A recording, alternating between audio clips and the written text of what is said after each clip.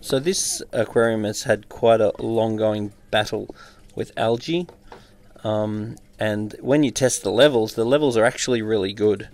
So you would think, according to the water tests, that it should be having absolutely no algae problem, but it's having a constant algae problem. And the reason why that is that phosphate is bound up in various ways.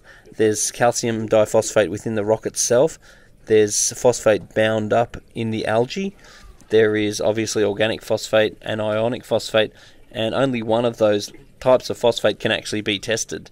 So you can test it and you can think that everything's okay, but actually nothing's okay, but it's actually getting really bad results. So you do have to dose your phosphate removers according to your eye just as much as according to the test that you're actually getting.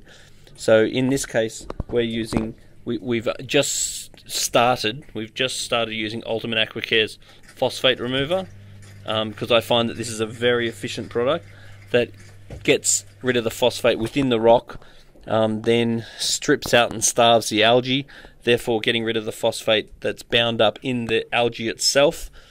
And after about 4 weeks, you really start seeing the benefits. And then after you've been using it for, say, about 8 weeks, you get really good results out of it.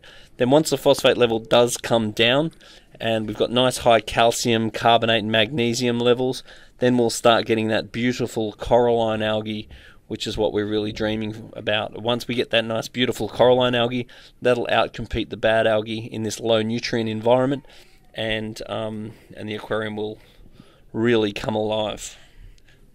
The other thing we're doing with this aquarium too is going to introduce aquarium detox, because there's a very high amount of substrate contact with the rock.